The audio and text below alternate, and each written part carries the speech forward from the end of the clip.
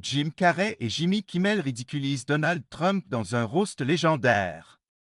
Vous êtes-vous déjà demandé ce qui se passerait si deux des plus grands comédiens du monde décidaient de s'attaquer à Donald Trump avec un humour aussi tranchant qu'un couteau bien aiguisé? Eh bien, vous n'avez plus à imaginer, car Jim Carrey et Jimmy Kimmel ont livré une démonstration magistrale de satire, transformant l'ancien président en une véritable caricature vivante. Entre punchline assassine et moquerie bien placée, les deux humoristes ont fait ce que beaucoup attendaient depuis longtemps, un démontage en règle de Trump et de son univers absurde.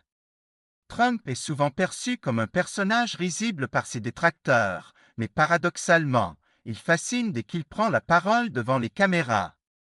Son discours est un mélange de promesses farfelues et de déclarations surréalistes qui oscillent entre science-fiction et absurdité pure. Imaginez le déclarer solennellement. Nous allons conquérir les vastes frontières de la science et mener l'humanité dans l'espace. Nous allons planter le drapeau américain sur Mars et bien au-delà. On pourrait croire qu'il s'agit d'un film de science-fiction, jusqu'à ce qu'il enchaîne avec une promesse tout droit sortie d'un sketch comique. Je vais supprimer les feux rouges. Il n'y aura désormais que des feux verts. Allez, on garde le mouvement. Ce genre de déclaration est précisément ce qui rend Trump si facile à parodier. Et Jim Carrey et Jimmy Kimmel l'ont bien compris. Un festival d'absurdité à la sauce Trump. L'humour absurde de Trump ne s'arrête pas là. Dans ses discours, il jongle entre des promesses lunaires et des anecdotes déroutantes. Il a même évoqué avec une étrange nostalgie le retour de certaines maladies éradiquées, déclarant avec enthousiasme: les oreillons sont de retour, la rougeole aussi. On aime nos petites taches rouges, n'est-ce pas? Tellement cool, tellement irritant. Et comme si cela ne suffisait pas, il a poursuivi avec une annonce encore plus délirante. J'ai signé un décret pour interdire aux femmes d'avoir leurs règles. C'est dégradant et mauvais pour notre pays. On en arrive à un point où la satire devient inutile tant la réalité dépasse la fiction. Jim Carrey et Jimmy Kimmel n'ont eu qu'à tenir un miroir devant les absurdités de Trump pour créer un sketch hilarant. Jim Carrey, connu pour ses mimiques délirantes et son talent de transformation, a décidé d'incarner un Trump encore plus caricatural que l'original si cela est possible. Quant à Kimmel, maître du sarcasme en Late Night Show, il a enchaîné les punchlines assassines sur le comportement erratique de l'ancien président. Un Trump en mode tout feu, tout flamme et tout ridicule. Si Trump semble imperturbable en public, on sait très bien qu'il est obsédé par son image. Et lorsqu'il est moqué par des célébrités, il ne peut s'empêcher de réagir.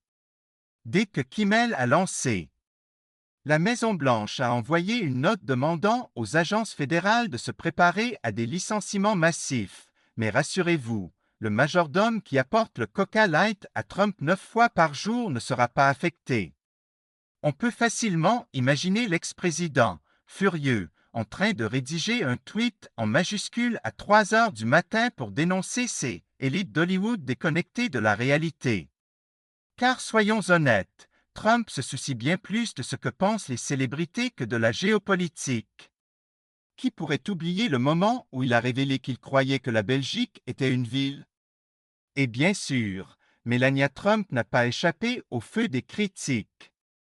Kimmel a pointé du doigt son expression froide et son attitude distante, laissant entendre qu'elle n'était peut-être pas aussi enthousiaste que son mari à l'idée de faire campagne.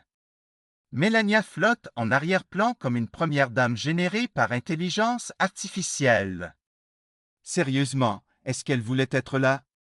On se demande souvent si Melania Trump est en train de calculer son évasion ou si elle se contente d'attendre patiemment que la tempête passe. Jim Carrey, maître de l'imitation et du sarcasme. Jim Carrey a apporté à cette parodie son talent légendaire d'imitation. Son atout? Il ne se contente pas de copier Trump, il exagère chaque tic, chaque grimace, chaque geste absurde. Sa performance rappelle pourquoi il est l'un des plus grands comédiens physiques de notre époque. Il a tourné en dérision le style oratoire de Trump, sa tendance à divaguer sans queue ni tête, et surtout, sa capacité à se contredire dans la même phrase. Le plus drôle dans toute cette affaire, Trump n'a probablement rien vu venir. Comme d'habitude, il a d'abord fait semblant de ne pas être affecté, avant d'exploser dans une série de déclarations rageuses et incompréhensibles. Jimmy Kimmel est un loser. Un vrai perdant. Il était personne avant moi. Il me suppliait de venir à son show, me disait au monsieur, je vous en prie, venez. Maintenant, il parle mal de moi. Traître.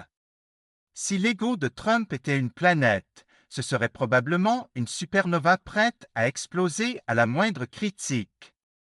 Le comble de l'ironie, Trump victime de son propre jeu. Le plus ironique dans tout ça, Trump, qui a passé sa carrière à insulter ses adversaires, se retrouve soudain incapable d'encaisser une simple blague. On parle de l'homme qui a surnommé ses opposants avec des insultes de cours de récréation Sleepy Joe, Crooked Hillary, Lien Ted, mais qui devient hystérique à la moindre moquerie à son encontre. Kimmel et Karen n'ont fait que lui renvoyer la balle, et le résultat est aussi hilarant que révélateur. Trump a passé des années à balancer des insultes comme un enfant laissé sans surveillance dans un magasin de bonbons. Et maintenant, il ne supporte pas qu'on le prenne pour cible. Le plus fascinant, c'est que ce n'est même pas une question de politique.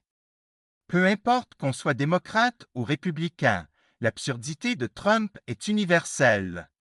Et au final, ce roast n'était pas qu'un simple sketch. Il nous rappelle une vérité essentielle, le rire reste l'arme ultime contre l'absurde. Car tant que des humoristes comme Jim Carrey et Jimmy Kimmel seront là pour exposer les contradictions de ceux qui se croient intouchables, il restera un espoir de voir les absurdités du monde pour ce qu'elles sont, du pur théâtre, avec Trump en acteur principal involontaire.